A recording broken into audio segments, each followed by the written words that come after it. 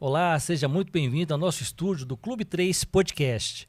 Eu sou Orleans e nossa temática de hoje é sobre guerra. Você sabia que o Brasil já esteve em guerra? Em campo de batalha? Para falar sobre isso, temos dois convidados aqui, Marcos Renault e Marcos Palhares. Marcos, né? O Marcos Renault é presidente da AmbiFeb BH e o Marcos Palhares, diretor da FEB BH. Seja muito bem-vindo ao nosso podcast. Obrigado. O tema é polêmico, né? Guerra, Brasil em guerra. O Brasil esteve em guerra, Marcos? Olha, o Brasil esteve em guerra e fez bonito. Nos anos 40, depois de uma série de ataques à nossa soberania, que os nossos inimigos, mas diga-se bem, deixando bem claro, Alemanha e Itália, andaram afundando, torpedeando dezenas de navios brasileiros nas nossas costas, vitimando mais de 1.000 compatriotas. O Brasil, então, mediante a um forte apelo popular, declarou guerra às potências do eixo, naquela época ainda apenas Itália e Alemanha, mais tarde entraria o Japão, e fomos, de fato, lutar contra a tirania nazi-fascista na Europa, defendendo os nossos ideais, defendendo a nossa história e a nossa soberania. O Brasil, com todas as dificuldades que lhe foram apresentadas, ele superou tudo isso e voltou como vitorioso. Eu não estou aqui para ser ufanista, querendo dizer que nós fomos para lá ganhar uma guerra sozinha. Não, de jeito nenhum. Nós fizemos parte de um imenso esforço, um gigantesco esforço aliado, que culminou com a vitória aliada sobre as forças nazifascistas. Bom, só para a gente situar, né, quem está nos assistindo, que nós estamos falando da Segunda Guerra Mundial, né? A pergunta é para ambos os Marcos aqui, né? Quando é que começou a Segunda Guerra? Olha, a Segunda Guerra Mundial começou oficialmente em 1º de setembro de 1939, após a invasão do território polonês pelos alemães. Existiam tratados de cooperação e de defesa estabelecidos entre Inglaterra, França e Polônia, que na medida que a Polônia se sentiu ultrajada, se foi invadida pelo alemão nazista, né? Os dois países, então, poucos dias depois, declararam guerra e foram combater essa agressão, que já não foi a primeira. Foi uma série de outras agressões que foram culminando com a entrada na Polônia, e aí sim a entrada dos países signatários desses tratados que a gente está falando, entraram contra a Alemanha. É bom lembrar aqui que a Polônia é a terra do Papa João Paulo II, né? Isso aí. Fazer uma referenciazinha ao grande Papa João Paulo II. E o Brasil em si, né? O Brasil, ele entrou nessa guerra em que ano? Quando é que ele participou realmente do campo de batalha? Saiu do Brasil para poder... Vou ficar respondendo tudo, vou deixar o Palhares ali. Não, mas ele é o professor, eu sou curioso. Ele é o professor. Olha, esses afundamentos dos navios aconteceram principalmente, o primeiro afundamento, aliás, o primeiro ataque a navio brasileiro aconteceu ainda em 1941, lá no Oriente, quando um navio de bandeira brasileira, navio mercante, não era marinha de guerra nem nada, o nome dele é Taubaté, ele foi atacado quando ele estava indo de Chipre para Alessandria. Mas já tinha soldados brasileiros ali nesse navio? Não, né? Soldado, era completamente civil. Sim. E aí um conferente desse navio foi vítima de tiros de metralhadora proferidos de um avião da Luftwaffe, da aviação alemã, e acabou matando esse conferente. Foi o primeiro brasileiro morto depois da eclosão da Segunda Guerra Mundial em setembro de 1939. Isso aconteceu em 1941. No ano de 1942, os ataques se intensificaram aqui nas nossas costas. E fizeram com que a população, indignada, cobrasse uma tomada de posição do governo Getúlio Vargas. Tem gente que gosta de falar que o Getúlio era pró-fascista, era pró-nazista. Eu não acredito em nada disso. O governo brasileiro, ele tinha uma simpatia pela Alemanha. Então eles eram germanófilos. E isso é facilmente explicado, porque a Alemanha, depois da Primeira Guerra Mundial, ela teve de joelhos. A pessoa, para comprar um pão numa padaria, tinha que levar, e o que eu vou falar agora não é figura de linguagem, tinha que levar quase que um carrinho de notas de dinheiro para comprar um pão.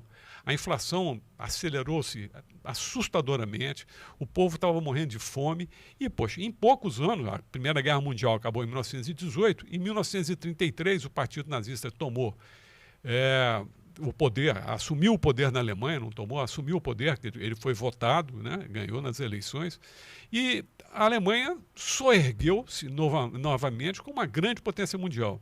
Então, nós brasileiros, o governo brasileiro, tinha realmente uma admiração por aquele case de sucesso, mas não que fosse nem nazista nem fascista. Mas muito bem, voltando então aos ataques aos navios brasileiros, o povo indignado exigiu essa tomada de posição do governo Getúlio Vargas e em agosto de 1942, depois de um afundamento consecutivo de 3 navios no mesmo dia... E voltaram para poder bater os 3 navios? Eles voltaram? Não, eles estavam por aqui. Já estavam por aqui? Estavam por aqui. Em um dia apenas, 3 navios brasileiros foram afundados. E aí foi muita gente que morreu, foram mais de 500 pessoas nesses 3 ataques. E aí sim, em 22 de agosto de 1942... Só tem uma curiosidade, né? Tem gente que estava vivo de um navio, foi socorrido e foi bombardeado 2 vezes. Ah, é? Olha só que interessante, né? E é bom pensar o seguinte, vamos pensar, fazer uma analogia. Não existia, sabendo que estava em guerra, uma defesa de fronteira, até mesmo dos nossos litorais, não? Olha, nós não estávamos em guerra. Nós só fomos declarar a guerra a partir desses 3 navios que foram afundados. Foi o ápice dos ataques aqui nas nossas costas. O Brasil estava mantendo uma posição de neutralidade. A partir de aí, de 22 de agosto de 1942, aí adotou-se uma posição, realmente a Marinha de Guerra passou a comboiar os navios que passavam por aqui, não só, porque todo o nosso comércio e transporte entre sul e norte e nordeste, sudeste, norte e nordeste, era feito através de navegação de cabotagem. Nós não tínhamos estradas que pudessem interligar as regiões do Brasil. Então, aí sim, a Marinha de Guerra exercia a função de manter sobre segurança esses navios que estavam levando mercadorias e pessoas, tanto do âmbito nacional quanto dos estrangeiros que passavam por aqui, porque aí sim nós adotamos uma postura e uma posição a favor dos aliados. Então, os comboios ingleses, norte-americanos que passavam por aqui, eles também eram comboiados, eram escoltados pelo nosso pessoal. E tinha uma base deles próximo do Brasil ali, um lugar, porque sobrevoar, naquela época eles não tinham combustível suficiente, as aeronaves não eram tão potentes igual nós temos hoje, né? Então tinha alguma base próxima ali na Europa, alguma coisa próxima ali? Ou algum navio que pudesse... Não, em 1942 nós declaramos guerra. Em 1943 a FEB foi constituída, em 9 de agosto de 1943. E a guerra aconteceu para o brasileiro de pegar em arma e combater o inimigo, ver o inimigo no olho, em 1944. Né? O batismo de fogo vai acontecer agora, vai fazer aniversário agora no dia 16, foi o batismo de fogo do Brasil lá na Itália, 1944. Mas, antes disso, bases norte-americanas foram construídas no litoral brasileiro para apoiar o esforço de guerra, principalmente na África do Norte, até 1943, e depois para o desembarque na Normandia, em 1944. Então, a base criada na cidade de Natal, Parnamirim Field, tinha um aeródromo, que foi o aeródromo mais movimentado do mundo naquela época. Então, todo o suprimento que ia dos Estados Unidos para a África do Norte e da Europa e para a Europa passava pelo Brasil. A importância desse espaço que foi criado, foi construído pelos norte-americanos para o Brasil e para o mundo foi muito grande. Primeiro que Natal teve um desenvolvimento completamente atípico, ele teve que crescer muito e se adaptar aos costumes, às normas norte-americanas. E para o mundo ficou tão importante, tão evidente a participação do Brasil cedendo essa base para os norte-americanos que eles tratavam a base de Parnamirim como trampolim da vitória, que tudo o que passava por ali ia como se fosse um trampolim para chegar lá no esforço de guerra para ser utilizado principalmente pelos ingleses e norte-americanos. Interessante, né? O pessoal, eu acho que eles que lembrar por que Parnamirim, né? Porque é o ponto mais próximo que a gente tem da África, né? Então, para os americanos atravessarem até a África era quase impossível, né? Porque o avião não dava conta de ir e de navio eles iam ser bombardeados, né? Então, foi super estratégico essa criação, né, desse aeródromo lá no Nordeste nosso. Né? Parnamirim, só uma parte, o Parnamirim foi instalado na ponta do saliente nordestino, como o Palhares está falando, era o ponto mais próximo daqui para a África. E esse trajeto que foi criado passando daqui para lá economizava 5 horas de voo até chegar no destino final. Isso é muita coisa de risco e de consumo. Pensando exatamente questão de economia ali, 5 horas, nossa senhora, né? E o Brasil, próximo de 25 mil homens? Mais de 25 mil homens. Mais de 25 mil homens. E tivemos também as mulheres, né? Mulheres também, né? As mulheres. Vamos pensar nesse recrutamento. Como foi esse recrutamento? Como é que cada um recebeu sua carta, está convocado? Como é que foi feito isso aqui? Porque já estava em guerra. O povo já estava pensando numa guerra. Mas quem vai para a guerra? Quem foi para a guerra? Nós temos que pensar que foram jovens, né? Jovens voluntários? De torno de 18 anos que foram convocados. Né? Convocados. A história, tem gente que fala aí no mercado que foram livre, espontânea vontade. Não. Alguns foram, mas a maioria foram convocados. Foram aqueles que mandavam a cordinha assim lá de fora e buscavam para você estar aqui dentro. Aqui faz parte. Faz parte do processo. Né? E eu fiquei sabendo, né, claro, que na nossa literatura, que eles foram desarmados, não é isso? Sim. Nossos militares, nossos pracinhas saíram daqui desarmados e foram armados no campo de batalha. Confere isso aí? Só voltando aqui, 80% do efetivo dos 25.334 homens e mulheres que saíram daqui e foram para a Itália, exatamente esse número, eram de convocados. Né? O número de voluntários era pequeno, assim como o número de soldados profissionais também era pequeno. A grande, imensa maioria foram de jovens convocados de quase todos os estados do Brasil que foram lutar lá na Itália.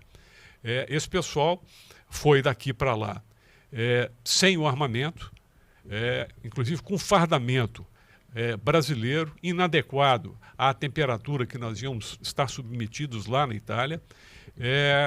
Nós tínhamos aqui, até um pouco antes da eclosão da Segunda Guerra Mundial para o Brasil, nós seguimos a doutrina, a escola de guerra francesa, que até o término da Primeira Guerra Mundial tinha sido aprovada, porque eles ganharam a guerra. O Maginot, que era o ministro da guerra, criou então a linha Maginot para a defesa da França. Isso tudo aconteceu e só tem que, quando a França foi invadida em 1940, aquela teoria, toda aquela doutrina de guerra francesa caiu por água abaixo. E nós nos aproximamos dos norte-americanos, passamos então a rezar na doutrina norte-americana e receber todo o armamento e equipamentos que nós recebemos mediante pagamento. Qualquer grão de arroz que o brasileiro tenha comido lá na Itália foi pago até o final da guerra, até 1954, 362 milhões de dólares, que foi o que custou para o Brasil, mediante aquela lei de arrendamento e leasing, que os norte-americanos, o governo Roosevelt criou. Nós utilizamos disso aí, a linha de financiamento, e compramos todo esse material e guerreamos com esse material. Agora, ao chegar na Itália, nós chegamos, feito eu disse, ainda com fardamento desfavorável e sem o devido armamento. Tanto é que a tropa chegou por Nápoles e ela foi marchando para o primeiro pouso, foi marchando com o uniforme que tinha e desarmada e escoltada pelos norte-americanos. Eles confundiram que a gente era prisioneiro, não? Os italianos confundiram a tropa brasileira com prisioneiros alemães, que a farda, inclusive, parecia bastante.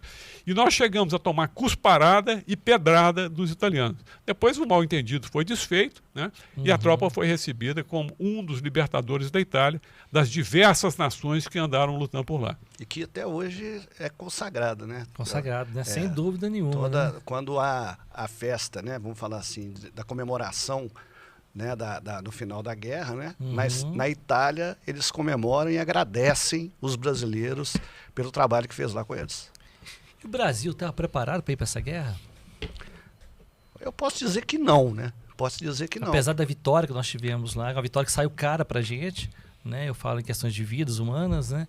Mas o Brasil tinha um preparo para isso? Ele tinha um treinamento adequado dentro das nossas forças aqui?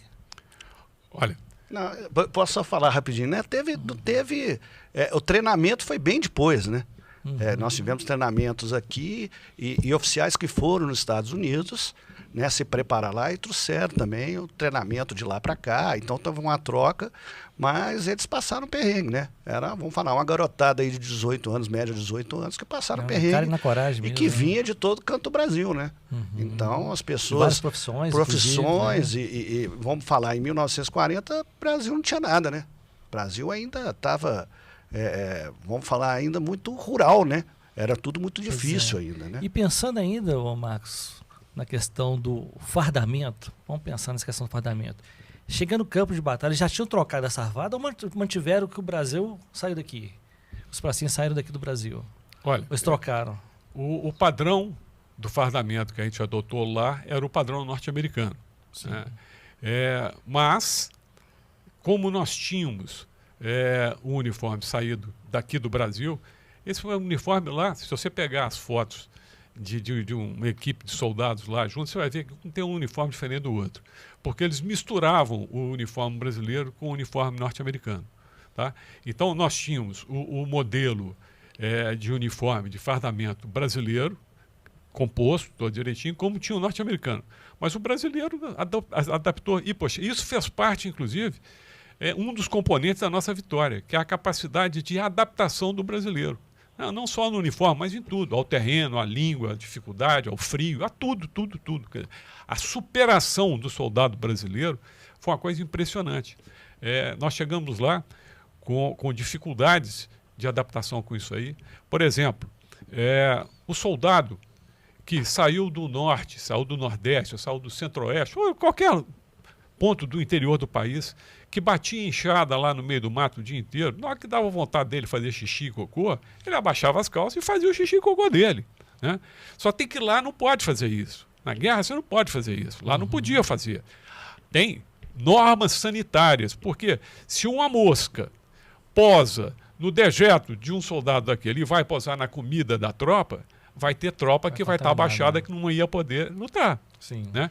Então, aí eles custaram adaptar-se às fossas sépticas que foram criadas, essas coisas todas. Mas isso tudo fez parte de um aprendizado. O Brasil não é um país com tradições bélicas, não é um país de guerreiros. É diferente você pegar a Inglaterra, por exemplo, está sempre envolvida em guerra, os Estados Unidos está sempre envolvido em guerra. Mas nós não. A última guerra que a gente tinha, guerra mesmo, foi a Guerra do Paraguai que nós tínhamos. Né? Primeira Guerra Mundial, o Brasil participou com uma pequena delegação, não houve combate propriamente dito, mas a Segunda Guerra Mundial foi diferente. Então, nós fomos aprender muita coisa na prática lá. Como você falou antes, o negócio do armamento que nós recebemos lá, o primeiro escalão, porque toda a tropa brasileira... Como é que ela foi dividida? Você falou em escalão. Foi embarcada em 5 escalões, 5 viagens de navios de transporte de tropa norte-americano, que conduziu essa tropa para lá, para o Mediterrâneo, para a Itália. Muito bem. Essa tropa, ela... Desembarcaram no mesmo lugar ou em lugares diferentes? Não, todas desembarcaram, saíram do Rio de Janeiro, todo do Porto do Rio de Janeiro, e chegaram por Nápoles. De Nápoles, o primeiro escalão, que eram os primeiros 5 mil homens, ordem de grandeza, né, subiu montado em caminhões para a zona de operação que o Brasil ia atuar, que é na parte lá da Toscana com a Emília-Romana, é um pouco mais ao norte do que o sul da Itália. Os outros escalões saíram de Nápoles e foram embarcados em barcaças que foram utilizadas um ano antes, no dia D, lá no desembarque da Normandia, subiram o mar do Tirreno com a água extremamente agitada, o mar estava muito batido, então chegaram lá enjoando horrores, que já tinham enjoado no navio que saiu do Brasil para a Itália, porque os navios de antigamente não eram iguais aos navios de hoje. Os navios de hoje têm estabilizadores que compensam muito essa movimentação e o enjoo diminui bastante. Sim. Mas naquela época não tinha nada disso. Até porque a viagem para eles, que durava normalmente uma viagem daqui para lá 12 dias, durou 14. porque o navio foi fazendo zigue-zague para fugir de possíveis ataques submarinos. Eles foram embarcados nos porões dos navios. Água doce só para beber. Tomar banho e tudo mais era com água salgada. Blackout, só uma lâmpada vermelha, né? Um calor tremendo. E, poxa, o pessoal que não estava acostumado a andar de navio, praticamente 99,9% nunca tinha pisado no navio, muitos não tinham visto nem o mar, né? Então, o número de enjoo a bordo era um negócio muito grande. Havia Teve algum tonéis. óbito durante esse trajeto? Não, né? Óbito? É. Não. Não foi registrado nenhum, não, né? Não. E ao chegar no Mediterrâneo ali, desembarcado, eles foram por caminhos diferentes, cada escalão ia para um Não, ponto só diferente. não. Foram todos para o mesmo ponto, mas só que tem que o primeiro escalão foi embarcado em caminhões e os outros escalões foram embarcados em navios, em barcaças de fundo chato. Bacana. E eu estou vendo o uniforme do Marcos aqui. É semelhante ao uniforme, né? Aqui o nosso... A cobra a nossa fumando, família, né? A cobrinha da febre, né? Pois é, eu vou falar. E aqui do Exército Americano. Esse é o símbolo do Exército Americano? O que significa o A5? É A5, não é isso? assim. O A é de Army, de Exército, o 5 é o 5º Exército. O 5º Exército. E a gente vê ali essa figura azul, é um minarete, porque esse exército foi criado no norte da África, no Marrocos, para ser preciso, para ser utilizado na Itália, na Europa, né? Então, os norte-americanos começaram a guerra deles exatamente com a invasão da Sicília, né? Com o exército norte-americano. É lógico, o exército norte-americano estava entrando com ele mesmo. E tinha mais algum símbolo que se identificava quem que é? Olha, vamos falar aqui da nossa cobrinha, A né? cobra fumando. É, o que é a cobra fumando hoje? A cobra fumando era um... O bicho vai pegar mesmo? O bicho vai pegar, né? E eles falavam que o Brasil não ia entrar na guerra, né? Antes da história toda que o Xará contou aqui, o Brasil não entra na guerra nada, é mais fácil uma cobra fumar do que o Brasil entrar em guerra. Só que tem um detalhe, o nosso símbolo não era esse. Nosso símbolo era um coração... Teve essa fala, mais fácil a cobra fumar do que o Brasil entrar em guerra. Aí a cobra fumou e o Brasil foi pra guerra, né? Mas para chegar na cobra fumar, nós saímos daqui com uniformes, aqueles primeiros uniformes que o Marcos detalhou aqui, que eram verdes, parecidos com o uniforme alemão, ele tinha um coração, em formato de coração, escrito Brasil. É o que saiu daqui. Que saiu daqui. E posteriormente foram trocados. Por quê? Porque era muito simplório o símbolo, né? E chegando lá, as companhias tinham símbolos mais, vamos falar, mais robustos, mais bonitos, destacados. Cada unidade americana tinha os seus e tal. Os caveiras. Vamos falar assim, bem mais forte, né? E o nosso era um coração escrito Brasil. Paz. E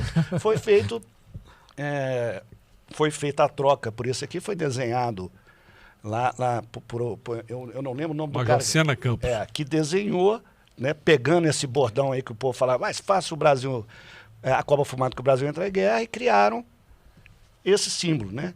E o mais interessante desse símbolo aqui, que nós não tínhamos máquina para fazer um bordado igual esse. Sim. Todas as cobrinhas originais, que a gente fala cobrinha por causa do sentimento bacana que a gente tem, elas eram bordadas por italianas, bordados à mão. Então, se vocês forem, né, alguém for no Museu da Febre de Belo Horizonte, vai encontrar lá várias cobrinhas, cada uma diferente da outra, porque cada uma italiana bordou isso para colocar no museu daqui a pouquinho. E a questão do armamento, nós falamos do armamento aqui. Que tipo de arma que eles usavam naquela época? O Brasil sabia manusear esse tipo de arma, os brasileiros que estavam lá? Ou teve aquela instrução rapidazinha, é isso aqui, botar a munição aqui, atira e sai correndo, como é que funcionava? Olha, o primeiro escalão, os primeiros a chegar na Itália, eles tiveram 2 meses de adaptação ao novo equipamento e armamento.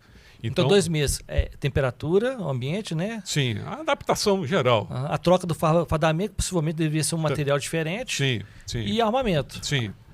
Já o segundo e terceiro escalão, que chegaram em 22 de setembro, aliás, partiram daqui para lá em 22 de setembro, eles foram chegando e praticamente foram sendo empregados rapidamente. Então, eles não tiveram tempo para fazer esse treinamento, essa adaptação, né? O tempo de aprendizado desse novo equipamento foi muito menor do que os outros. Tivemos baixa por causa disso? Tivemos. Dificuldade por causa disso, né? Mas o tempo de aprendizado, pela dificuldade Muito que a curto, coisa né? foi imposta, a dificuldade, e eles tiveram que superar aquilo ali, e com muita rapidez eles tiveram que se adaptar. Isso é interessante. E qual é o tipo de armamento? Olha, nós usávamos um fuzil Springfield de ferrolho, né?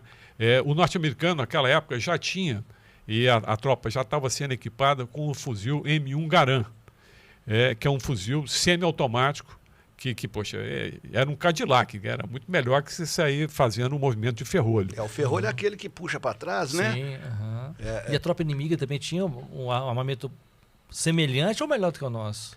Tinha de ser mais semelhante e até melhor, dependendo. Até melhor, né? Mas então nós usamos. O armamento básico do brasileiro era esse fuzil Springfield, um número menor de fuzis M1 Garand. Tínhamos a carabina .30 M1 Carbine. Tínhamos o BAR, que é o Browning Automatic Rifle, que é um fuzil metralhadora. Tínhamos a metralhadora Thompson, que foi substituída, até pelo custo de produção dela, pela metralhadora M3, né? E aí tínhamos lançador de rojão, que a gente chama de bazuca, as metralhadoras, porque essas duas que nós estamos falando, a Thompson e a M3, eram submetralhadoras. As metralhadoras que nós utilizamos eram a .30, referada a ar e a água, e a .50, né? Agora, do ponto de vista de artilharia, aí nós tínhamos o canhão de 37 milímetros, aí tem o 105, então nós tínhamos vários armamentos, 155, tínhamos, e o padrão norte-americano. Você falou um negócio que eu não esqueci aqui. Tinha uma metralhadora que tinha o nome de uma mulher, não é isso? Não. Algum soldado apelidou essa arma o nome de uma mulher? Então, uma história dessa? Mas não era norte-americana, né? Ela era alemã. Sim. Né? Como é que é essa história? Eu ouvi uma coisa parecida. E aí eles chamavam de Lurdinha, né?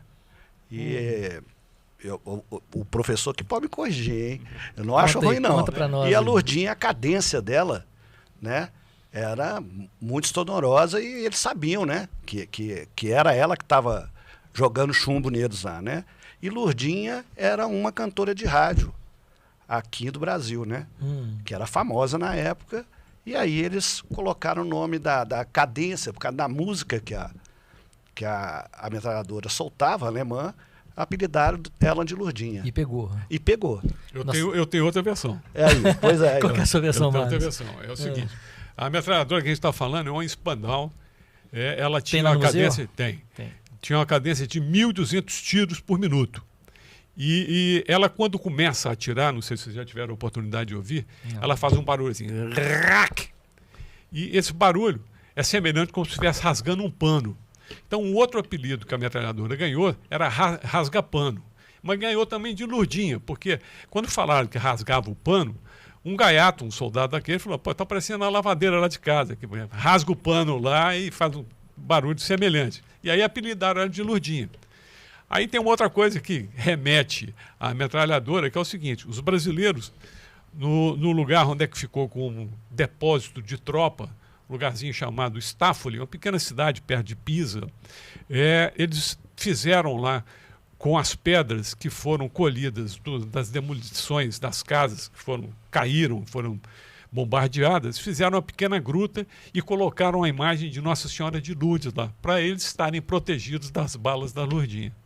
Essa Lurdinha ficou famosa, viu? Famosa. Eu conheço a sua história. É do rasga-pano. Do rasga-pano. Eu acredito que pode ser a mais verídica, viu? Tem uma terceira história sobre ela, não, né? Que eu saiba, não. Eles falaram que a mulher de um lá que falava muito na cabeça dele. Pois é, essa também eu escutei. Eu escutei. Que parecia com uma mulher de um soldado. Que falava demais. Falava demais e quando escutava a metralhadora, eu falei: tô lembrando da minha esposa. Uma coisa assim, né? Era cheio de causos, né? Vieram muito causos aí que se tornaram... o pessoal comenta ainda, né? Tem um que é engraçadíssimo, que a gente sabe que é mentira, que acabou a munição e jogaram rapadura nos alemães, né? Gente, isso é incabível para uma guerra, né? Mas são causos. Causos, né? O nordestino que estava lá acabava bala e jogava rapadura. Então já sei por que isso fala. Então, assim, só a gente pega muito causos. E comunicação? Causos. Como é que era feita essa comunicação? Era uma época complicada com relação à comunicação. Hoje você tem um celular, tem um monte de coisa. Como é que era feita a comunicação? Só rádio. Rádio? Só rádio. Carta? Não, entre eles carta, mas as notícias chegavam através do rádio, né? Era o telex? Tinha telex? Não, telex não. Bom, a comunicação do Brasil com a Itália, no front, era feita através de cartas. A FEB teve um departamento postal que usou o pessoal dos Correios, né? E tinha o correio coletor aqui e um distribuidor lá na Itália. Então, a carta que saía daqui demorava entre 11 e 13 dias para chegar na mão do expedicionário lá e vice-versa, né? Além de cartas, eles mandaram muitas encomendas, presentes. Pessoas sabiam que o soldado estava passando frio, então faziam cachecol, faziam a meia de lã. Isso chegava para eles? Chegava tudo para eles. Mas não alterava o fardamento, às vezes um cachecol diferente? Não, podia passar. Podia passar? Podia. Né? Agora, lá no campo, tinha o walk-talk, feito o Palhares falou, mas o alcance dele era pequeno e ele não era confiável, porque ele podia ser interceptado. Sim. Então, as comunicações entre o posto de comando e as diversas ramificações, onde é que a tropa estava distribuída pelo terreno, era feito com telefone ligado a cabo. Então, tinha o pessoal da engenharia de comunicações que instalavam os postes e esticavam os cabos até esses pontos. E aí a comunicação era feita assim. Muitas vezes os cabos telefônicos eram cortados pelo inimigo. Então, ia ter que um brasileiro correr toda a linha para identificar o ponto que ela tinha sido interceptada para refazer aquilo ali. Você imagina o risco que esse cara não estava correndo. Imagina só, hein? A comunicação desse jeito é complicada, né? E isso aí, aquelas historinhas do cara que pegava uma correspondência, tinha que entregar para um esquadrão lá na frente, para um grupo, e tentava interceptar essa carta para saber qual que era a mensagem. Era uma mensagem escrita normalmente, ou era criptografada, ou era codificada? Como é que ela era? Olha, antes disso, estou lembrando de uma coisa, uma coisa que também passou a ser muito utilizada, os norte-americanos, os aliados, criaram o que hoje a gente chamava, até porque hoje não usa mais, né? Telegrama, eram os cabogramas. Então, a família que escrevia para o Pracinha lá na Itália, quando escrevia, muitas vezes o Pracinha recebia a carta lá e vice-versa, a família recebia a carta aqui, ela danificada, ela mutilada, porque o serviço de censura é muito forte. Então, se ele citava algum número, algum lugar, falava de previsão ou de tempo, como é que estava, aquilo ali era ou rabiscado ou simplesmente suprimido. Fazia uma triagem, então, do que a correspondência que estava chegando aqui para o Brasil. Super.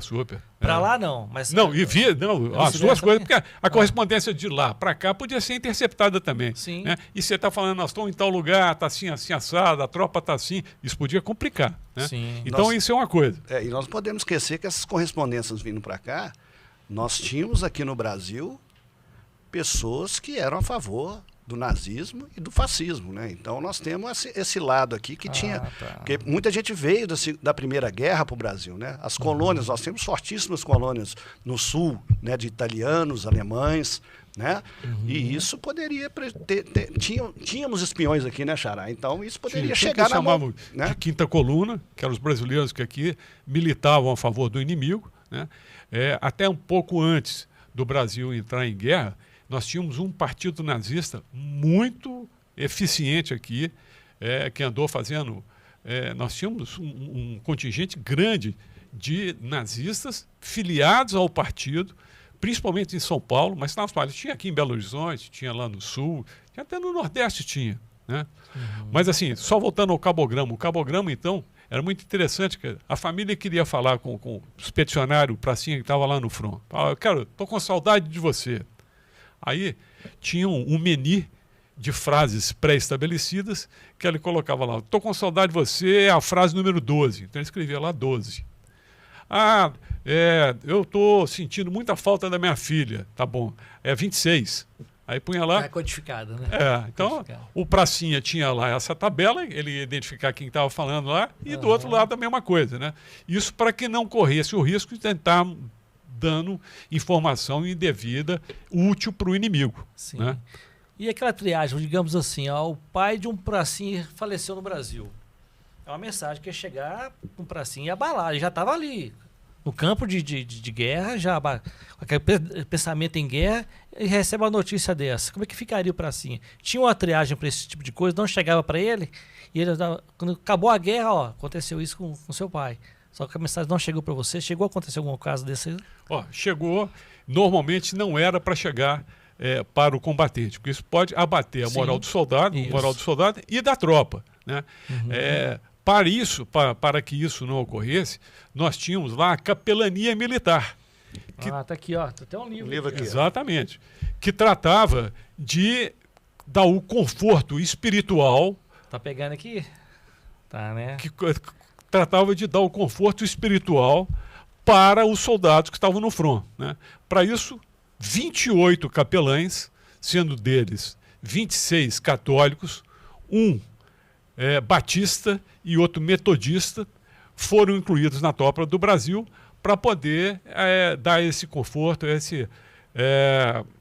tratar do aspecto espiritual do homem, né? Isso foi muito importante para a tropa. E todo dividido entre os pelotões, então, estavam divididos. Ou ficaram agrupados em algum ponto? Como é que seria essa distribuição? Porque a FEB foi composta por era uma divisão. Ela era composta por 3 regimentos expedicionários, que foi o primeiro, que era do Rio de Janeiro, o Sampaio, o 6º, que era o de Caçapava, que é o Ipiranga, e o 11º, que era o Tiradentes, aqui de São João del Rei. Esses capelães foram espalhados entre esses 3 regimentos. Então, cada batalhão tinha um certo número de capelães, e assim, por consequência, o batalhão, a companhia, ia embora, essa divisão, na medida que precisava de mais ou menos, tinham mais ou menos capelães. Muito importante também foi a atuação desse pessoal da assistência religiosa no depósito de tropa do Brasil.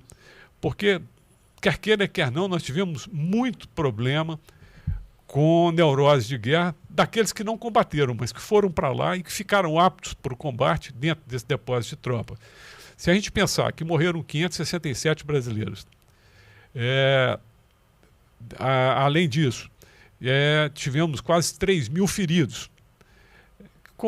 Cada dia buscavam um a mais no depósito de tropa. Então o camarada ficava naquela, tá na minha vez. Opa, o fulano foi e não voltou, morreu. Né? Então, buscar, sabia que tinha sido abatido alguém. Exatamente. Né? E ouvindo, porque, poxa, de onde eles estavam, eles podiam ouvir os obus ao longe e tudo. Então o camarada ficava sempre num estado de nervo muito grande. Daí o porquê deles terem construído a tal capelinha que eu falei, a tal gruta com a Nossa Senhora de Lourdes, e o serviço religioso ter sido muito ativo nesse lugar.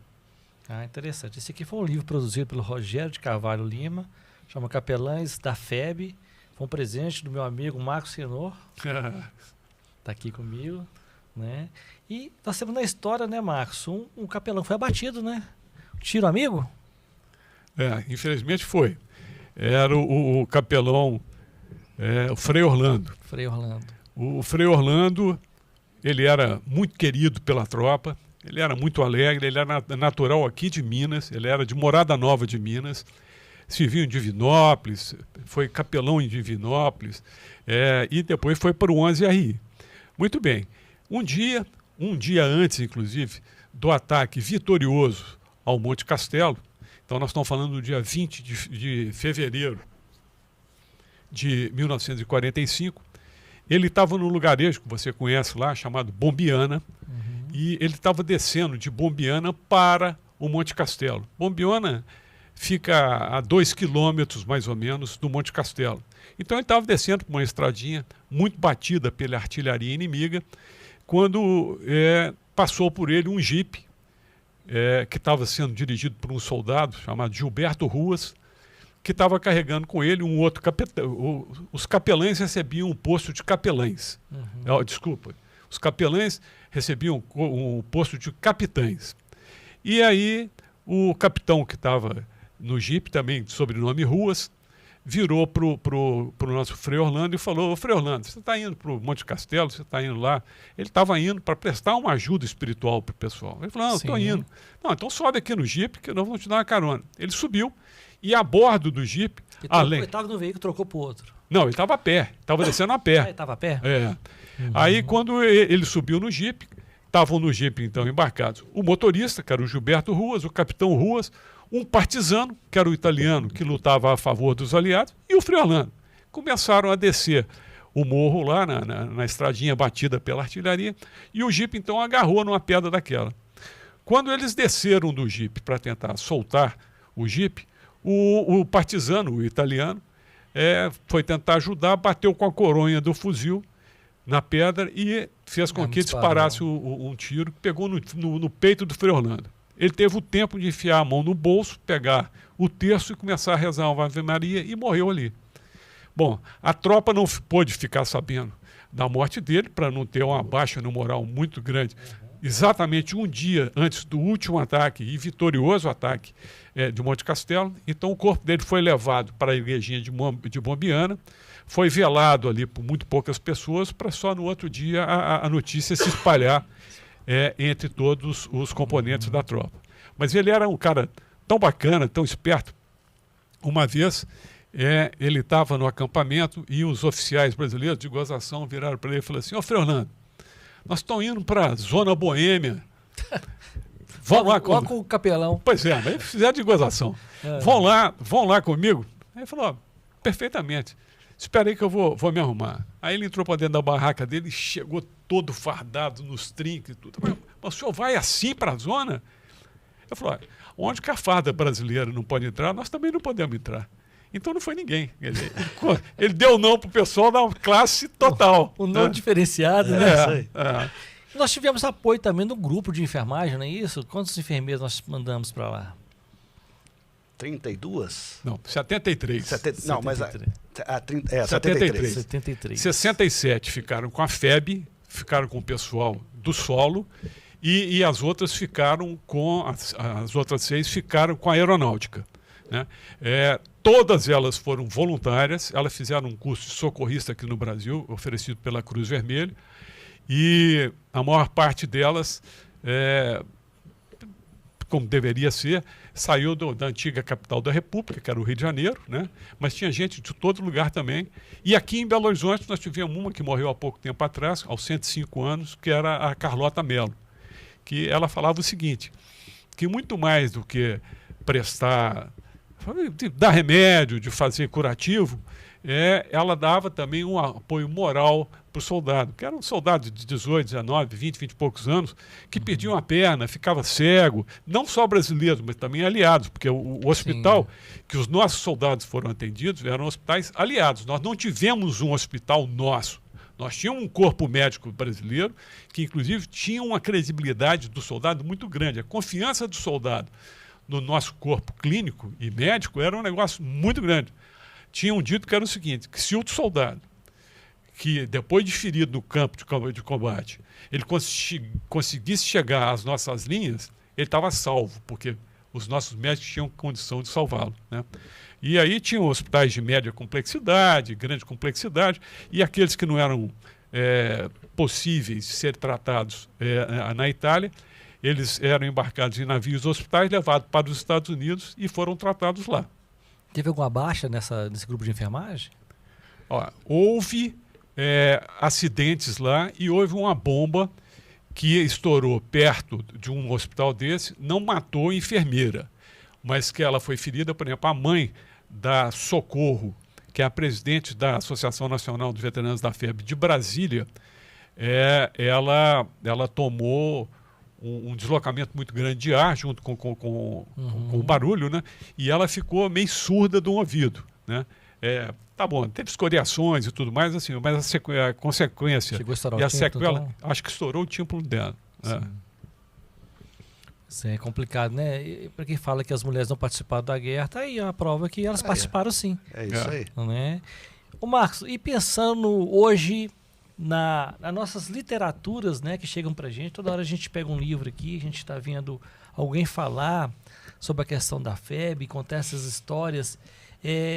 São histórias verdadeiras? Ou são histórias de pessoas que estudaram, acrescentaram alguma coisinha? Ou tem depoimentos aqui? Como é que funciona essa literatura hoje? Eu tenho aqui, ó. Tem revistas, carros de combate Segunda Guerra, guias de tanque, história que não foi contada, as guerras contra as guerras, aviões. Quando você começa a ler, sinceramente, não bate uma com a outra. Tem algumas informações que fica assim, ó, tô em dúvida. E aí? Olha, eu sei que vocês, os dois que são grandes historiadores aí, contam não, essa não sou história nem fácil. eu nem ele. Bom, eu falo por mim, eu não sou. Eu não sou nada perto dele, então vamos lá, ele é o sou professor. curioso. Como eu disse. Humildade os dois. Não, é verdade. Mas assim, essas revistas sensacionalistas, histórias não contadas, não devia nem ser contada mesmo não, porque tem cada batata que eles falam. Uma vez eu abri uma revista dessa aí, tá o Hitler, a Eva Braun, que era a mulher dele, né, que se casou nos últimos momentos lá, com as crianças em volta. Aí a legenda da fotografia estava assim, Hitler, sua esposa e filhos. Ele nunca teve filho. Né? Então são coisas assim, estapafúrdias, que eles escrevem sem ter o menor curiosidade de procurar. Será que o Hitler teve algum filho? Como é que chamava o filho do Hitler? Não existiu. Né? Agora, existem no Brasil hoje pessoas que têm feito um trabalho muito bacana, muito importante para a historiografia brasileira. Então, tem lá o Durval Júnior, é um historiador, ele é um oficial do Exército reformado, mora em Juiz de Fora, escreve muito bem, pesquisa profundamente. Tem o Giovanni Laftala, tem o César Campiani. O César até, esse uniforme, né? Essa réplica de uniforme, o César reproduz, né? Ele faz reprodução verídicas, né? Então, as peças que ele faz são estudadas, catalogadas para chegar o mais próximo que existiu dos uniformes brasileiros. Em que vocês Ele participam, mora às vezes, em São Paulo. por exemplo, 7 de setembro, vocês desfilaram, né? Não, este ano nós não pudemos, por coincidência, a gente não pôde ir. Nós tínhamos compromisso e não pudemos ir esse ano. Mas nós participamos mas é um uniforme que faz parte do desfile, do né? desfile em homenagem aos pracinhas. Tá, e todo ano existe esse desfile? Bom, 7 de setembro sim, né? Sim. Mas assim, todo ano são criadas oportunidades para a gente lembrar a façanha do soldado brasileiro lá na Itália. Então a gente aproveita várias datas de vitórias brasileiras, de datas significativas de fatos que ocorreram lá, para comemorar aqui no Brasil. Né? Os dias que são mais notáveis são a tomada de Monte Castelo, que é 21 de fevereiro. A mais famosa dela, né, que todo mundo fala. Né? O 14 de abril, que é a data da tomada de Montese. O 28 de abril, que é a data da rendição da 148ª Divisão Alemã, que se rendeu aos brasileiros na cidade de Fornovo de Taro. E o dia da vitória, que para a gente lá na Itália aconteceu no dia 2 de maio, mas que mundialmente é comemorado no dia 8 de maio. Então, esses são os dias que a gente lembra com mais força. Mas agora, na semana que vem, nós temos aniversário do batismo de fogo da FEB. Semana passada, dia 3, nós tivemos uma apresentação aqui na Praça da Liberdade. De uma construção não fui, mas de uma ponte. De uma ponte. Da mídia. Só para encerrar essa parte da doutrina dos livros aqui. Posso jogar isso tudo fora, então? Não pode não. Faço não. Deve ter coisa boa aí. Deve ter coisa boa, né? Tenente Tyson, né? Eu aproveitar e mandar um grande abraço aqui para o nosso amigo Ricardo Lara, né? Inclusive, o Tenente Tyson participou, está aqui como herói do Brasil, um deles, né? E que faleceu também, parente do nosso amigo Ricardo Lara, fez parte da FEB também, né? Esteve presente, como é que foi o caso dele? O Tyson era um camarada que assim, eu tenho uma saudade imensa dele. Ele foi para a guerra como cabo. No princípio da nossa conversa, você perguntou como é que foi a convocação. Ele foi convocado. Foto dele aqui para a turma. Saudade dele. Ele foi convocado, ouviu a sua convocação pelo rádio. Ele era natural de Ibirité ou Brumadinho, agora estou na dúvida. Acho que é Ibirité. Ibirité. E quando ele foi convocado, a família dele era uma família tradicional e uma família extremamente religiosa. Ele tinha 3 irmãos padres e 2 irmãs freiras. E aí a mãe dele foi procurada por uma vizinha lá e falou, olha, procura o fulano de tal lá no exército, ele é capaz de tirar o Geraldo, ele chama Geraldo Campos Tyson.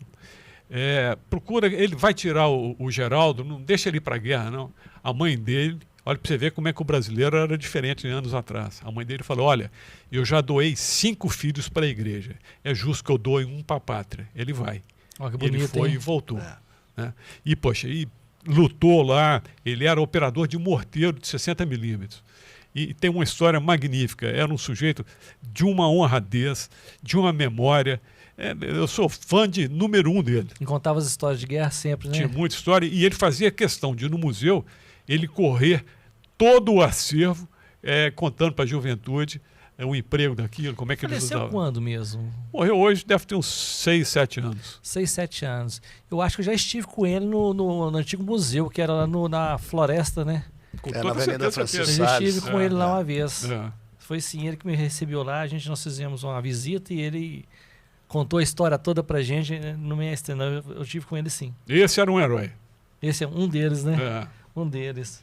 Hoje eu tenho que falar, né? Porque nós temos que falar que é herói mesmo, porque hoje a moçada vangloria jogador de futebol, artista de novela, youtubers e fala que aquele é meu herói, né? Não, o herói foram esses caras. Mas não aí, sabe, né? eles não conhecem Esses a história. sim são. Essas histórias estão sendo contadas hoje nos livros de histórias, o Marcos? Eu não lembro do meu filho Olha, falar sobre eu isso vou aqui, te não, falar que assim, sinceramente. recentemente, né, minha filha ela é mais nova que o filho de vocês, né? Ela tem 15 anos e há pouco tempo, no 9º ano, quando ela estava no 9º ano, ela me mostrou o livro do colégio. E era meia página falando sobre a obra da fé. Meia página. E já é muito pelo que a gente está vendo hoje. Isso é uma vergonha, né? Meia página. Meia página para contar essa história. Eu acho que a gente tem que mudar muita coisa assim. Vou até fazer uma consulta aqui, extra. Aqui o nosso editor, chama Enzo Rivas, está estudando para o vestibular, né? Você tem estudado isso lá no cursinho, Enzo? Olha lá, ele falou que não, tá vendo? Gente, nós sempre contamos essa história, mais vezes, não é isso? Nós temos algum pracinha ainda vivo? Aqui em Belo Horizonte? No Brasil tem uma estatística de termos 53. Hoje. No Brasil, No Brasil. 53 vivos. Em Belo Horizonte nós temos 2. Nós temos o Tolentino e o Santana. São os 2 únicos, mas já estão com 100 anos de idade, têm uma dificuldade grande de locomoção. Então a gente realmente não pode contar com eles mais para participar das solenidades, das homenagens que a gente faz. Agora mesmo nós estamos tentando entabular uma homenagem para cada um desses 2, mas indo à casa deles para a gente prestar essa homenagem lá, porque eles não têm condição mais de se deslocarem para receber qualquer tipo de homenagem que a gente possa prestar. Só para complementar, né? Ainda tem outros vivos que são do litoral, que defenderam o Brasil. Então, as pessoas confundem, né, quem é que foi da FEB, participou da FEB, que teve no teatro de guerra, lá na Itália, e os que ficaram aqui. Então, fala que aqui em Minas Gerais, no Brasil, tem até mais veteranos. A gente pode falar veteranos de guerra. Tem esse catálogo? Tem esse cadastro desses? Não tem o cadastro. Não tem, né? Mas o Xará está falando é bem verdade. Porque foram 25 mil homens daqui para a Itália. E ficaram 180 mil aqui para poder fazer a segurança do nosso litoral. Né? Então o Brasil também era um campo de batalha. Então, e tivemos campos sim. de prisioneiro também. Né? Tivemos campos de prisioneiro em Minas Gerais, nós tivemos em Pouso Alegre. Pois é, engraçado. Nós tivemos algum prisioneiro brasileiro na mão dos alemães e que conseguiu sair e contar a sua história? Sim. Tivemos 32 brasileiros foram aprisionados pelos alemães. E deles, nós tivemos aqui um, que era o seu Amintas. O seu Amintas foi, logo no princípio, ele foi no primeiro escalão. Então, logo no princípio, ele estava ainda operando no Vale do Rio Sérquio, lá na Itália, e nas proximidades da cidade de Barga, a tropa ainda muito inexperiente, um tenente que quis mostrar que estava no comando e tudo, ele mandou um avanço inescrupuloso da tropa e que ele próprio foi vitimado, ele tomou um tiro na têmpora e morreu ali, e fez com que outros falecessem e que o seu Amintas fosse preso. Então ele foi para um campo de concentração. É diferente se você falar em campo de concentração. Todo mundo acha que campo de concentração é aquele negócio que todo prisioneiro usa, aquele uniforme de pijama listrado, aquele negócio. Mas não é bem assim. Tinha campo de concentração, tinha campo de extermínio, tinha campo de residência, tinha campo de transporte, tinha campo de trabalho. Né? E esse era um campo de prisioneiros. O campo de prisioneiros era denominado Stalag, em alemão. E ele ficou no campo Stalag 7A, que ficava perto de Munique.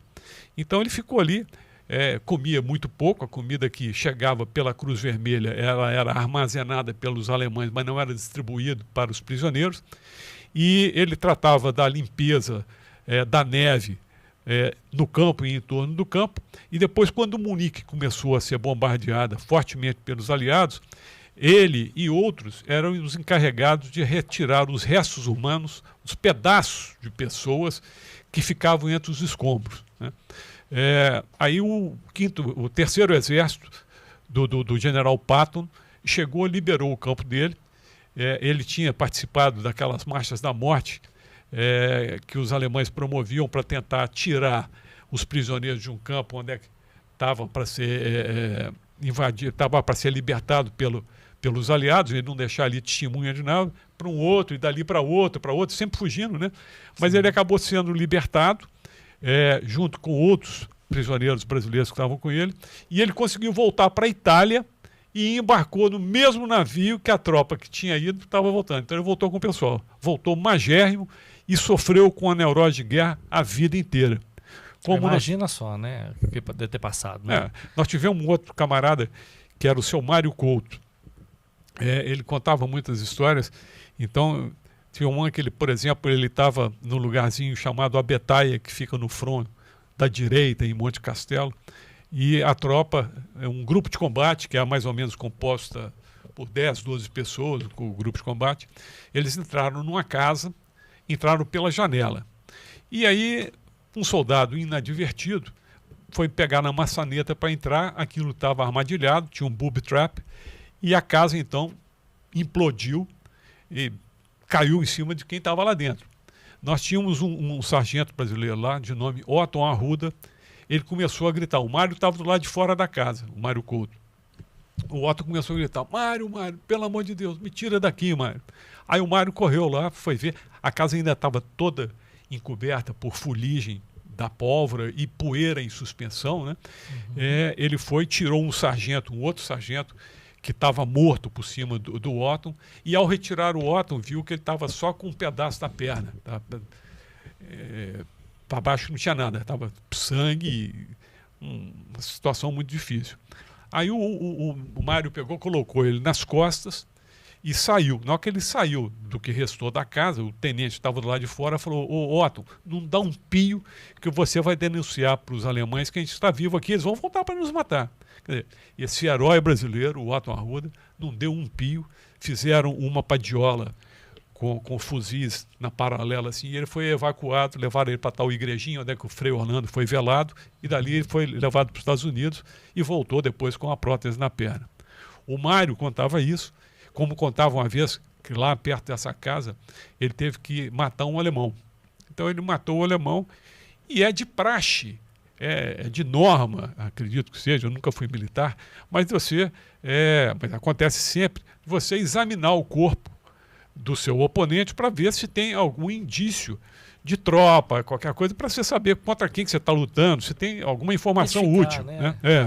E aí disse que ele pegou a carteira do sujeito, abriu a carteira assim, aí tinha uma fotografia do sujeito que ele tinha acabado de matar, dele, da mulher e 5 filhos. Ele falou: não, aquela escadinha, poxa, ninguém me preparou para isso, eu tive que carregar isso na minha consciência o resto da vida. E ele acordava até pouco tempo antes de morrer, de noite, gritando, dando murro na mulher dele. Por quê? Porque sofreu com a neurose de guerra o resto da vida. Então, gente, tem gente que fala: não, porque o brasileiro foi daqui para lá para ganhar uma guerra que já estava ganha, foi para lá para lutar contra o inimigo que já estava de joelho. Isso é síndrome do cachorro vira-lata. Nós fomos para lá para lutar de igual para igual com os nossos aliados, lutando contra o mesmo inimigo, e a mesma bala do inimigo que matou o aliado, o americano, o inglês, o francês, o polonês, seja lá quem foi, matou o brasileiro. E nós tivemos imenso valor por causa disso, né? Então, nós tivemos homens que sofreram uma vida inteira. Foram 239 dias que eles estiveram empenhados em campanha lá. Mas esses 239 dias mudaram a vida deles. Foram baixas. 467. De lá para cá, a juventude deles foi comprometida com essa mágoa. Não tiveram juventude, né? Como? Com a imagem dessa na cabeça que não sai, não tem jeito. Você está numa trincheira, cai uma bomba lá, estilhaça seu amigo do seu lado, como é que você vai levar aquilo para frente, gente? Muitos, nós tivemos aqui o caso do Celso Raciopi, ele voltou para cá e ele não tolerou a ideia dele ter sobrevivido o que os amigos lá não conseguiram sobreviver. E ele tirou a sua própria vida aqui, 2 ou 3 anos depois de ter voltado da guerra. E muitos outros assim, muitos enveredaram para o caminho da bebida. A Associação dos Veteranos da FEB, que nós estamos lá hoje, à frente, hoje a gente cuida basicamente da preservação e divulgação da história. A associação ela é mantenedora do Museu da FEB aqui, que hoje funciona no Espaço Cultural da 4ª Região Militar. Mas a associação teve uma função de amparo muito grande desses veteranos. Os nossos pracinhas, depois da guerra, era habitual providência deles sair procurando amigos deles que estavam na sarjeta, completamente embriagados, drogados. E um detalhe. E foram abandonados, né? Isso aí. Quando eles chegaram aqui no Brasil, o governo, né, virou as costas para eles. Ou por medo, porque os caras eram treinados, vamos falar assim, né? Eles voltaram treinados, né? O governo Vargas já estava meio de perna bamba, né? Então, eles tinham medo. E os próprios militares que estavam aqui tinham aquela coisa, né? Eu sou um tenente, o Marcos é um tenente, só que ele foi para a Itália e foi treinar na guerra e eu não, eu fiquei aqui. Então, existia essa rixa também, né, entre eles e o medo desse pessoal até mesmo poder fazer uma revolução contra o governo de Vargas, né, pelo governo que estava... E havia essa possibilidade. E havia essa possibilidade, os caras estavam treinados, né? Estavam treinados, né? Então, eles foram julgados às traças, né? Cada um foi seguir seu caminho, então é por isso que esses traumas, nada, nem a família, nada. Foi reconhecido 467 baixas, não é isso? Isso. O que representou isso para o país? Para as famílias, para a imprensa? A gente fala assim, 467 brasileiros que morreram na guerra, saíram daqui para defender o nosso país. Hoje, 467 é um percentual pequeno, porque nós somos 220 milhões de habitantes. Naquela época eram 40 milhões de habitantes.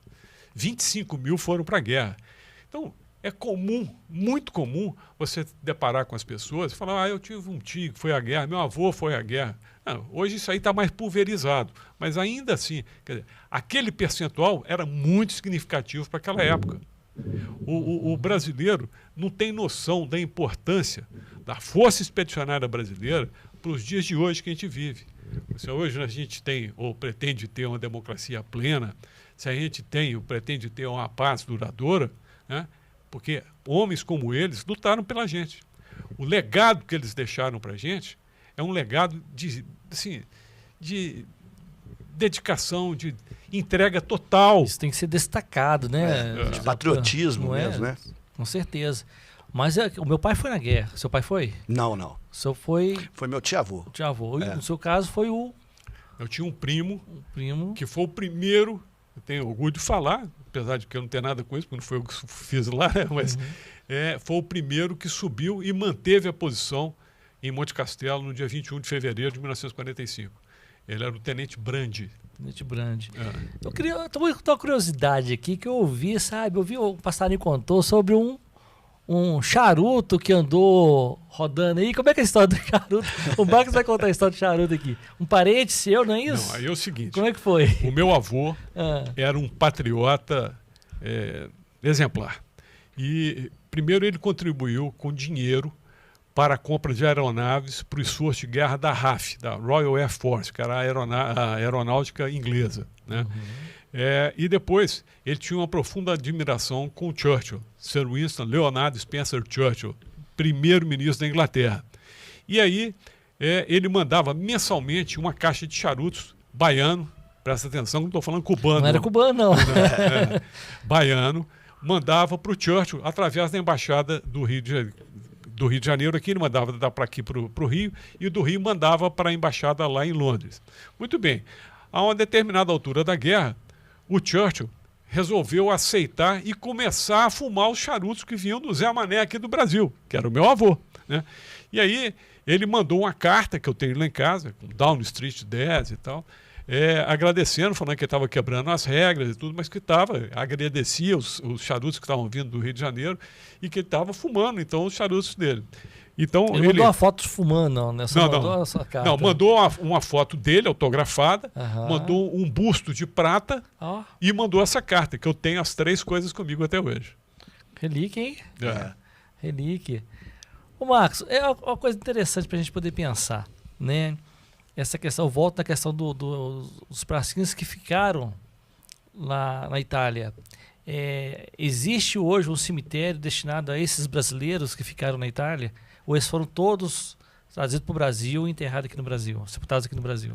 Olha, a exemplo do que aconteceu com grande parte dos norte-americanos, todos os brasileiros os restos mortais de todos os brasileiros foram trasladados para o Brasil em 1960, quando foi inaugurado o Monumento dos Mortos da Segunda Guerra Mundial. Todos. No aterro do Flamengo, no Rio de Janeiro. Todos vieram.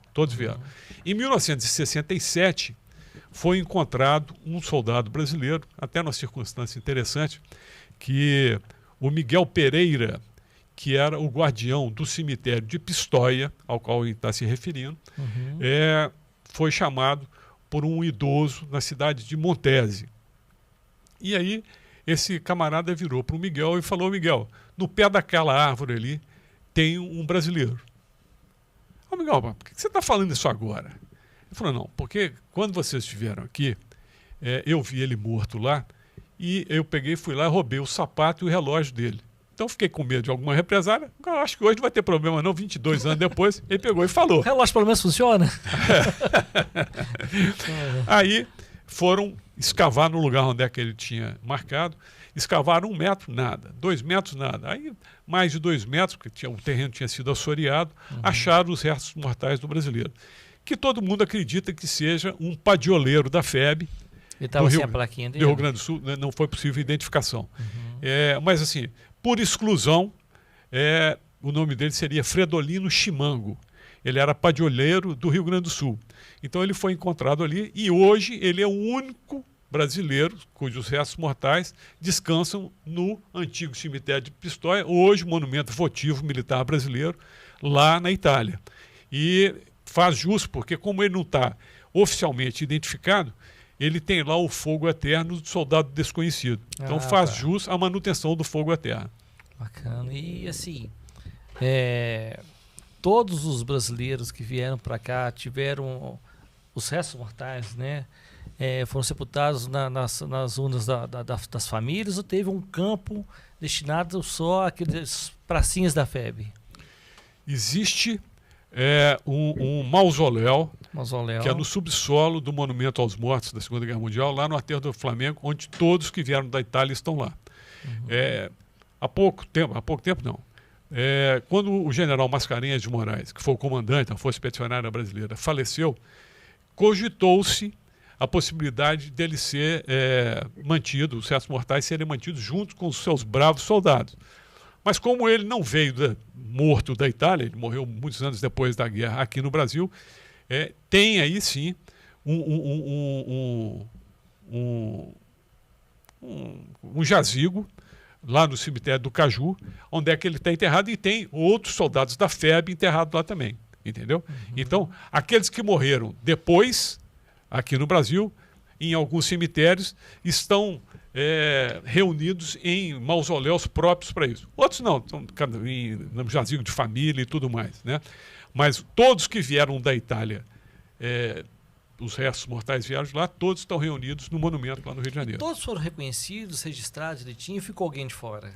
Só tem todos foram, menos o Fredolino Chimango, por isso que a gente fala aqui por eliminação. E tem um soldado, o único brasileiro, que permanece desaparecido, que ele desapareceu, afogou-se no Rio Pó, quando eles já estavam subindo para Parma, a região mais para cima lá da Itália, ele se afogou lá e nunca mais foi visto, né?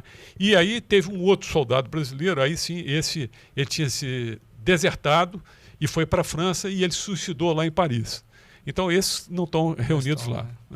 E a história do Sentapoa? Como é que funciona essa história do Sentapoa? É interessante. Não podia deixar de falar do Sentapoa, não, né? Podia não é? Como é que é essa questão? É a Força Aérea, não é isso? É a primeira aviação de caça, né, do Brasil, né? Foi criada então vamos falar assim, a gente tinha pouquíssimos aviões, né? E os aviões de guerra mesmo, a primeira aviação de caça do Brasil foi criada na guerra. E chamava Senta-Pua. Não, é um apelido, né? Quem deu esse nome? Foi os americanos, né, Xará? Não. Que deram. Não foi, não? Foi não. Eu achava que eram os americanos. Nós não tínhamos... A aeronáutica foi criada como um departamento, veio de um departamento da aviação militar, né? Dos Estados Unidos. Era a Força Aérea do Exército Norte-Americano. Né? Então, no final de 43, foi criado o primeiro grupo de aviação de caça. Esse Senta-Pua veio porque, poxa, quando eles estavam fazendo instruções, ainda há muito tempo antes da guerra, eles lembraram de um comandante que tinha lá, se não me engano o nome dele era Firmino, lá da Bahia. E, poxa, quando ele queria botar a tropa para frente, a pua, você sabe o que é a pua? Pua é uma furadeira manual que usava antigamente, né? Então, na hora que você gira a pua aqui, a broca está entrando para dentro da parede, ou para dentro da madeira, seja lá onde for, indo para frente. Então, senta a pua aí para ir para frente, manda brasa, vamos em frente. Bom, então, era o grito que esse camarada falava lá sempre, para poder motivar o pessoal a ir adiante. Lá na Itália, eles pegaram e adotaram o símbolo do avestruz belicoso, o avestruz que também tem todo o significado daquele símbolo. Que não é né? Brasileiro, né? Avestruz não é brasileiro. Não é brasileiro, mas assim, por que adotaram o avestruz? Porque o brasileiro comia de tudo lá. Né? Então quem fez o símbolo foi um dos pilotos, que era o Fortunato Câmara. E ele fez a cara do avestruz, fez uma caricatura de um outro piloto, que era o Pedro Lima Mendes, que era narigudo, assim que nem eu. Né? Botou um cap de aviador, colocou um escudo na frente com as cores do Brasil e o Cruzeiro do Sul. Aqui, tem mais pequenininha aqui, né? Aqui. Do Senta-Pua aqui. Não dá para ver aqui? Não dá, né? Mas depois nós colocamos no vídeo. O céu vermelho por causa de sangue, ele em cima da nuvem para dar a sensação dele estar voando, né?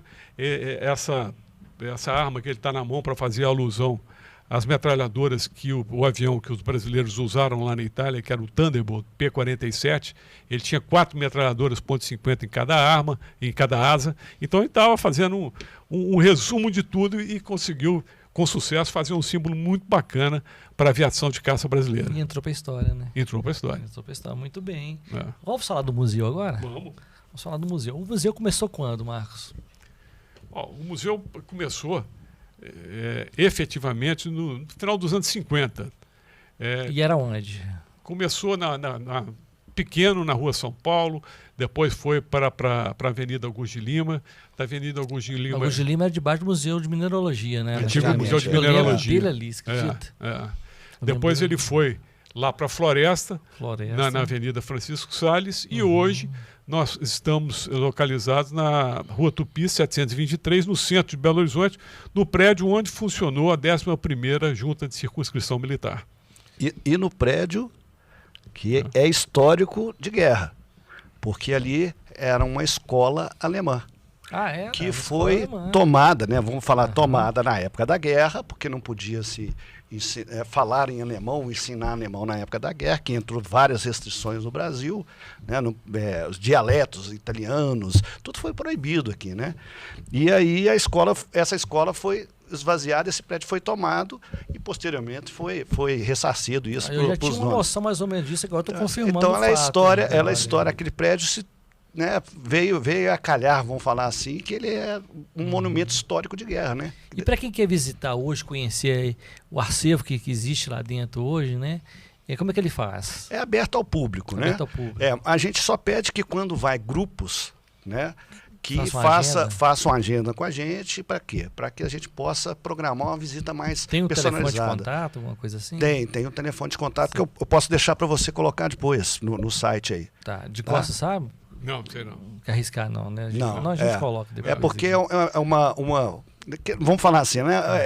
Deixar claro, porque o museu está numa área militar, mas ele não é militar. O museu, ele é, né, mantido por pessoas que gostam da FEB, filhos de ex-combatentes, né? Então ele é mantido pela ANVIFEB, que não tem nada a ver com o Exército. Então nós estamos ali, sediados ali... é bom deixar bem claro. Sediados ali... Alguns já me perguntaram, o museu pertence ao Exército? Não, nós estamos sediados ali... Não pertence ao Exército. Apesar de estar dentro de uma área militar, uma área militar. Então, porque até mesmo a subscrição, né, que quem não sabe, é onde antigamente a pessoa ia alistar. Né, e hoje é tudo online, né? Você alista online. Então, quem é da minha época aí, lembra que tinha que pegar aquela filinha para ir lá alistar e tal. E hoje não precisa mais, né? Hoje o cara já entra ali, já sai com o seu certificado na mão lá de alistamento e vai comparecer na unidade que ele for chamado, né? Mas aí então ficou... passar por isso, viu? Então, o que acontece? Nós recebemos aquele espaço, né? E que ficou espetacular, né? Não é puxando sardinha para o nosso lado, não. Ficou espetacular. Nós fizemos uma reforma que começou na época da pandemia, né? E agora, vamos falar assim, está com muito mais cara de museu, né? Com iluminação, que era na floresta, o acesso por ser todo plano, porque nós éramos um sobrado, né? Então tinha partes em cima e não tinha... Era difícil para certas pessoas ir lá visitar o museu e tudo. Então nós estamos... E apesar de tudo, uma coisa que eu gostei, Marcos, que tem uma área ali reservada, onde que está até mesmo um soldado, o símbolo do soldado, ele está numa área reservada de proteção, né? Porque onde que ele ficava? Se eu não me engano, ele ficava na Praça Afonso Arino. E era pedrejado, pichado. Isso, aquele monumento, né? Isso, aquele monumento. Aí foi para a floresta e estava lá no canteiro central. Acontecia a mesma coisa, agora não, ele está sob proteção ali dentro. Deixa eu só fazer uma parte aqui sobre o museu ainda. Hoje nós estamos localizados dentro de um prédio, como o Palhares falou, da 4ª Região Militar. Esse prédio hoje é o espaço cultural da 4ª Região Militar. E é graças à 4ª Região Militar e algumas pessoas que se interessaram sobremaneira com o esforço para a preservação da história, que nós conseguimos uma emenda parlamentar que viabilizou a reforma do museu, que está hoje muito diferente e muito superior ao que já foi anteriormente. Sim. Isso é muito bom dizer, porque realmente, se não fosse isso, nós não teríamos condição de ter feito isso tudo. Como é que é o nome do general lá da 4ª Região? O General Valença. General Valença, o nosso cumprimento, né? Exatamente. Nossa continência. Não só ele, quanto os que antecederam ele também. Eu lembro muito do General Araújo. General Araújo, o General Smicelato, o General Pouzin, o General o Schneider, que foi quem levou efetivamente o museu para lá. Sim. Todos eles, indistintamente, cooperaram demais da conta para que a gente possa estar hoje num lugar que nós fizemos do limão à limonada. Nós saímos de lá meio corrido, porque a Prefeitura de Belo Horizonte deixou de arcar com as obrigações previstas em lei, que garantiam a preservação do museu onde estava, né? Nós tínhamos lá verbas para pagamento de aluguel, para pagamento das despesas com conservação, limpeza e segurança. E eles cancelaram tudo isso, nós fomos obrigados a sair de lá para ir para um outro lugar. Aí o Exército, então, estendeu a mão, abriu as suas portas e nós, então, tiramos o acervo, que aí... feito o Palhares falou, que é um acervo que não é do Exército, é um acervo da associação, que é composto de itens que foram trazidos pelos pracinhas ou que foram doados por pessoas familiares e entusiastas que querem manter viva essa história. Então isso tudo hoje está preservado, assim como a estátua que você está falando, que muitas vezes, enquanto na Praça Afonso Arinos, nós fomos lá ter que repor a baioneta do fuzil que tinha sido roubado, ou tirar ratazana que tinha sido espetada na baioneta, tirar droga que estava lá de baixo. Quando nós fomos fazer o traslado da estátua da Praça Afonso Arinos lá para a floresta, os guardadores de carro lá se reuniram e falaram: não, vocês não podem tirar o guarda-belo daqui não, apelidaram o nosso soldado, o nosso heróico soldado Firmiano de guarda-belo, para você ter uma ideia. Então, é uma esculhambação. A falta de respeito. Falta de respeito. Hoje não, hoje ela está preservada num local de segurança, um lugar bacana e que ela tem o devido respeito de quem vai lá. Excelente. Ô Marcos, e para quem vai fazer essa visita, tem algum curso de entrada, alguma contribuição, alguma coisa? Olha, só fazendo um parênteses até nisso aí também. Hoje, até mais uns 15 ou 20 dias, nós não estamos com a porta aberta, né? Nós recebemos os grupos mediante um agendamento, tá certo? E a gente, quando os grupos, não é que a gente queira receber só os grupos, mas quando vão escolas, vão esses grupos, a gente cobra uma entrada mínima de R$10 para a gente poder ter a manutenção do acervo e tudo mais. Entendeu? Qualquer lugar que você vai pagar. Né? Então é importante e justo, né? Para que essa coisa continue. Agora, o voluntário, o espontâneo que apareça lá, que daqui a 20 dias nós vamos estar com a porta aberta lá para qualquer um entrar, esse não paga nada. Né? Agora, quando a gente mobiliza uma equipe para poder fazer uma palestra, para poder acompanhar tudo aí, a gente cobra para nós também temos custo nisso aí, precisamos disso para manter o acervo. Com certeza. Ô Marcos, eu fico muito feliz porque eu tenho uma farda do meu pai que foi doada lá, está lá, e eu já falei com a família, pode ir lá, dar uma olhadinha, né? Lembrar do meu pai é uma coisa muito importante, né? E fico muito feliz de vocês estarem aqui com a gente hoje aqui no nosso podcast.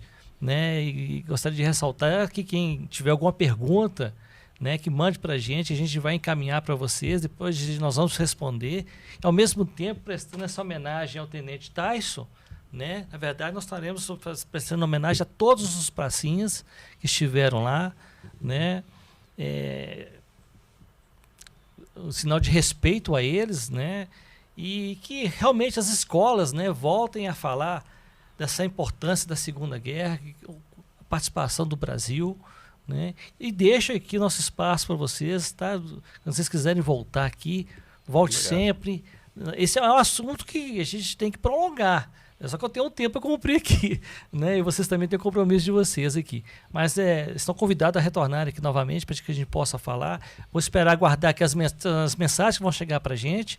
E aí depois eu vou passar essas perguntas. Com certeza tem perguntas demais para ser feita. Né? Agradeço o Marcos Palhares, né? Falou pouco, né? Não, já está devendo a próxima. Eu não deixei de falar, coitado. Não, eu acho que, igual eu falei, ele é o professor. O Marcos é um cara que conhece muito, né? Conhece muito da FEB. O Marcos parece que ele estava na guerra. Não, ele quase, ele tem idade quase, né? Mas ele transmite o sentimento de quem estava lá na guerra pra gente. Eu sou mais um curtidor da FEB, né? Vou falar assim, eu tenho um carinho, né? Não sou um grande estudioso e tal. Então, assim, eu participo mais, vou falar assim, eu gosto de participar no museu, eu gosto de estar ali porque, como eu disse antes, né? É muito, né? Tentar tirar isso, principalmente dos jovens, né? Que não sabem nada da história, da real história dos nossos pracinhas lá na Itália. Então, assim, é muito bom estar lá dando uma palestra para essa garotada. E a gente tem visto, assim, bastante gente interessada, sabe? Isso que é muito legal, né? Que aí puxa a gente, que fala, pô, tá valendo o trabalho, que é voluntário, né? Você tem que deixar claro que nós temos aqui cada um sua profissão, cada um seu negócio e tudo, mas nós estamos ali voluntariamente, né? Então, assim, a gente tá ali porque a gente gosta. Né? Então a gente vai lá dá sangue mesmo porque a gente gosta. Então é gratificante quando eu vejo os jovens perguntando, interessados. Isso, o brilho no olho da criança, né? Motiva a gente. O que é isso, o que é aquilo? Não vou nem falar do que nós temos lá no museu, não, Marcos, para despertar a curiosidade das pessoas. Isso aí. E eu vou falar, tem muita coisa. Tem muita né? coisa Vale bacana. a pena fazer essa visita, agendar isso aí. Tem muita curiosidade. Grupos de escola, né? Vai falar sobre a matéria, gente, melhor do que vai lá visitar o museu. Isso aí. Vai ver a história lá, os materiais utilizados, armamento, fardamento, tem tudo ali para poder a criança, na mente dela, imaginar o que foi essa Segunda Guerra para a gente. Né? Então agradeço vocês novamente aqui, muito obrigado, Marcos, né? O Marcos Renault, o Marcos Palhares, e a vocês que nos assistem, né, que estão acompanhando a gente aqui, deixe o seu comentário, ok? Até a próxima. Valeu. Obrigado.